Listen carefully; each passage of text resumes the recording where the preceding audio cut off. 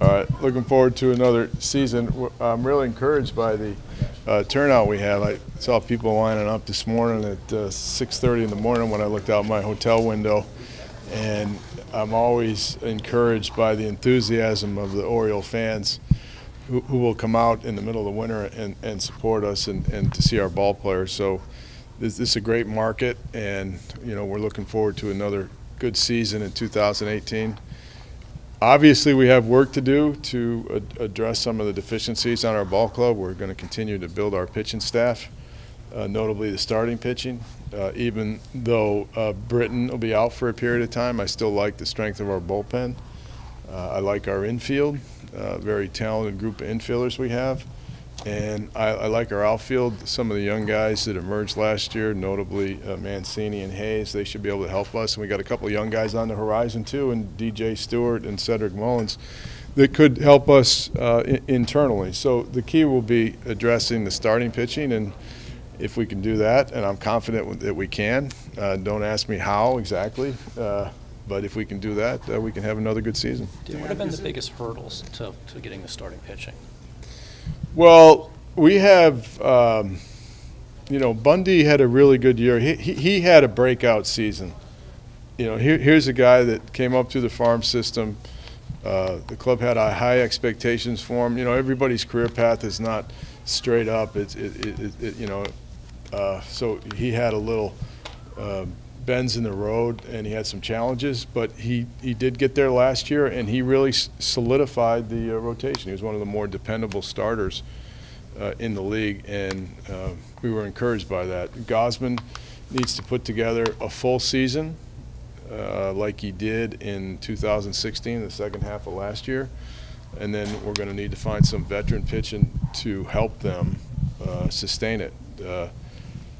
We like the guys we drafted in the Rule 5. We're not going to stop there. We're going to continue to look for some veteran starting pitchers to solidify our ball club. There are some pitchers available, and I'm confident that we'll be able to sign some pitchers between now and when we open. And then we'll take our shot. I mean, the American League East didn't get any easier. The Yankees have a lot of things going in their direction. They reset. They went with some younger ball players. The younger ball players they added to their ball club strengthened their team. And the Red Sox have been tough the last couple of years. They've been able to win the division, so we got our work cut out for us. But we've been up to the challenge. We've won as many games in the American League as all but the Yankees and the Indians in the last 6 years. So, again, if we can add and build our starting rotation, we should have another good ball club. Dan, is it imperative that starters be signed in the next 2 weeks before camp opens, or will you let it go into spring training? Well, I think the season starts in April, and they're going to need 3 or 4 weeks to get ready. So it'd be important to get somebody signed up.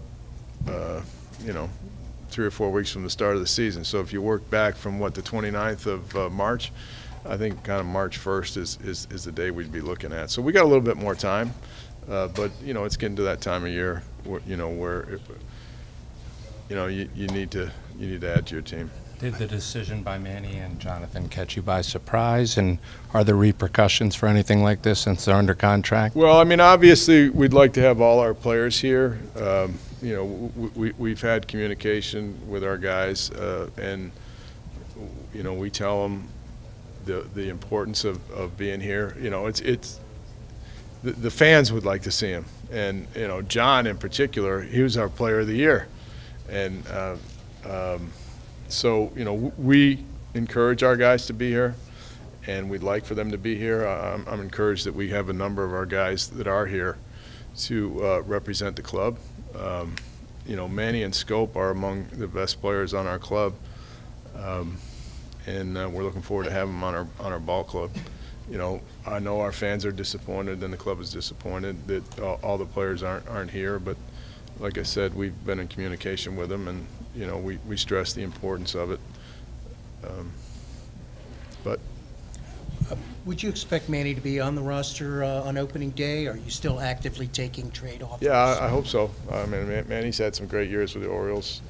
You know, we like him on our ball club. I like the double play when Manny throws it to Scope and Scope relays it to first base. That's one of the more entertaining things that we do, and those guys do it as good as anybody I've ever seen together. Understanding, though, his contract is up after this year. I mean, obviously, you know, you guys must have talked about whether you're going to renew, sign, or trade him. Well, that's a big decision for the organization, obviously. But, you know, we're planning on Manny being with the club. We explored all those options. You know, and we think the strongest option is for Manny to be on the ball club. Buck said that Manny will be playing shortstop this year and Tim Beckham third base. How does that impact what you have to do in terms of the rest of the offseason? Well, I mean, our three most productive players last year were Scope, Manny, and Beckham. And with the shifting that we do in the infield, we do a lot of position shifting with those three. The position shifting allows us to leverage the strength of each of those players. So, you know, our goal is to have a good defensive team and the strongest defensive team that we can have. And those guys will be a key part of that, you know, defensive team. I do like our outfield. I like that Mancini emerged last year as one of the better players, better young players come up. Hayes came up and made a contribution. We have Adam Jones returning. We could use a left-handed hitter, and that's something that we're, you know, continuing to look for. But I'm confident we'll be able to find a left-handed hitter to help us in the outfield. We did pick up Jake Brugman, and he'll be given an opportunity to see if he can help the club in that role. But again, I like the ball club. I like some of the depth of the organization that we have in the outfield. I like DJ Stewart. I like Mullins. I think they're going to come up and make a contribution during the season. Those guys are good players. I mean, they got serious tools to be complete players. I mean, to help us defensively and to help us offensively.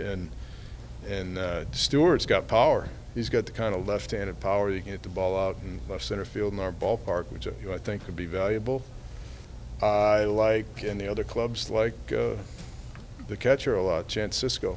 He's a left-hand hitting catcher, and he could be a offensive contributor. You know, that's a very valuable team member. So, you know, we got some good things to look forward to. Even some of the publications like our players now, right? We had 3 players that showed up on the prospect list. So that's encouraging. Ryan Mountcastle and let's see, Hayes, and who was the third that showed up? Cisco. Yeah, I mean, so we haven't had 3 players recently. And beyond that, I like some of our pitchers. I like Scott. I like Keegan Aiken. A couple of lefties we got. I like the kid Alex Wells. Threw more strikes than anybody else we had in the organization last year. I mean, these guys got some good talent, and they could come up and help our ball club. So, I mean, you know, like I said, it's very competitive, but, you know, we're going to go out there. You know, Buck always has them ready to start the season. How far away is Hunter Harvey from reaching the majors? Hunter Harvey? Yeah, well, Hunter Harvey, you know, I'm glad you brought him up because he's got the kind of talent where he could make a contribution too. He just needs to show that he's healthy and get some innings. I mean, got great stuff, great pedigree, and he's healthy and he's hungry. He wants to make a contribution to the team. They're still looking for a catcher. We're still looking for a veteran catcher. Yeah. Dan, you indicated in answer to a question from the fans that you'd like to continue in your job beyond this year. Is that accurate? Well, you know, the Orioles gave me an opportunity to reestablish myself in Major League Baseball, which I really appreciated, and you know, I'd like to continue that. You know, I enjoy the fans in Baltimore. I enjoy working in the organization, and I appreciate the opportunity that Mr. Angelos gave me. Dan, why do you think this market has been so slow-moving across the board? And do you think that benefits you because you have signed later in the season, or are you concerned there's more demand around the league? Well, you know, there's a lot of different perspectives on the market and the timing of the market. You know, every market's different. It's dynamic and always moving. I'm not sure exactly the timing of this market, but it's starting to break up. It's starting to move, and you know, we still have some work to do, obviously, in the market to staff our team for this season.